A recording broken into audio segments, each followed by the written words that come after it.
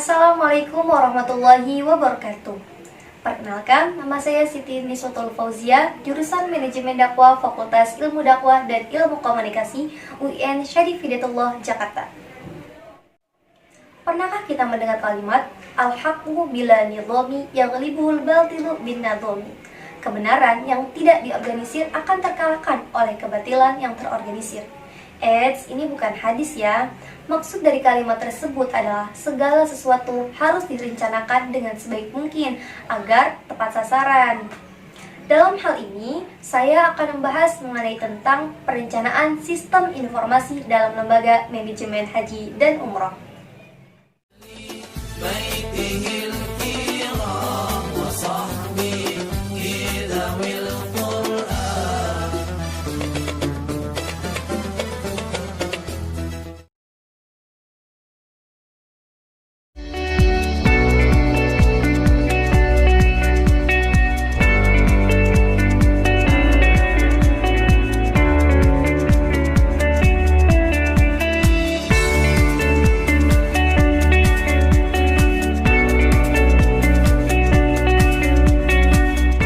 Sistem informasi itu?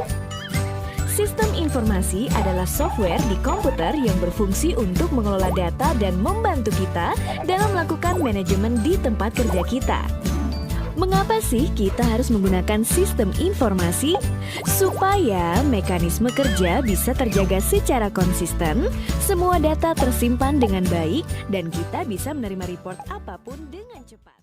Sistem informasi merupakan irisan dari teknologi informasi dan bisnis. Sistem informasi menganalisa semua kebutuhan perusahaan akan teknologi informasi. Semua kebutuhan tersebut akhirnya dirancang dalam bentuk rencana strategis dan diimplementasikan. Ada beberapa langkah-langkah dalam menyusun perencanaan sistem informasi. Di antaranya, yang pertama, analisa dan perancangan. Kita harus menganalisis terlebih dahulu rencana apa yang akan kita buat dan untuk siapa nantinya. Dalam hal ini, yang membuat perencanaan biasanya manajer atau pimpinan perusahaan. Yang kedua, desain logis. Kita harus membuat model seperti apa yang ingin kita gunakan dalam sistem informasi. Dan yang ketiga adalah implementasi. Kita implementasikan tuh apa yang sudah kita rencanakan dan kita sudah modelkan. Berikut ini merupakan komponen dalam sistem informasi yang tidak boleh tidak ada. Berarti harus ada dong. Yang pertama adalah hardware atau perangkat keras. Perangkat keras ini meliputi komputer, mouse, CPU, dan lainnya. Yang kedua adalah software atau perangkat lunak. Perangkat lunak ini adalah sistem informasi yang terdapat dalam komputernya, seperti Windows dan sebagainya. Yang ketiga adalah prosedur. Setiap perusahaan pasti mempunyai prosedurnya masing-masing. Yang keempat adalah jaringan. Seperti kita tahu, secanggih apapun teknologi, jika jaringannya lemot, ini akan menjadi kendala bagi sistem informasi.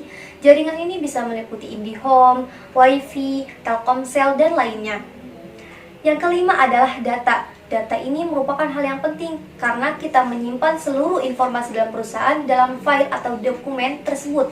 Dokumen atau file ini bisa seperti Microsoft Excel, Google Drive, dan lainnya. Yang keenam adalah manusia. Sumber daya manusia di dalam perusahaan ini menjadi hal yang penting karena secanggih apapun teknologi saat ini, jika sumber daya manusia dalam perusahaan itu tidak bisa mengendalikan sistem informasinya, maka akan menjadi kendala juga.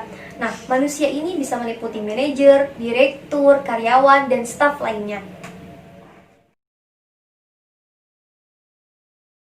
Mengenai lembaga haji dan umroh, maka tidak akan terlepas dari Kementerian Agama, KBIH, dan travel haji lainnya. Karena mereka semua merupakan organisasi yang nantinya akan melayani pelayanan ibadah haji, bimbingan, dan sebagainya.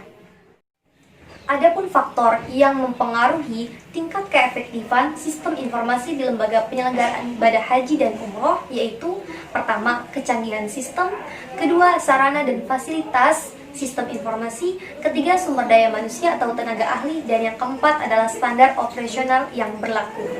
Manfaat menerapkan sistem informasi manajemen dalam lembaga manajemen haji dan umroh diantaranya, yang pertama, menghindari kesalahan fatal akibat kelalaian sumber daya manusia.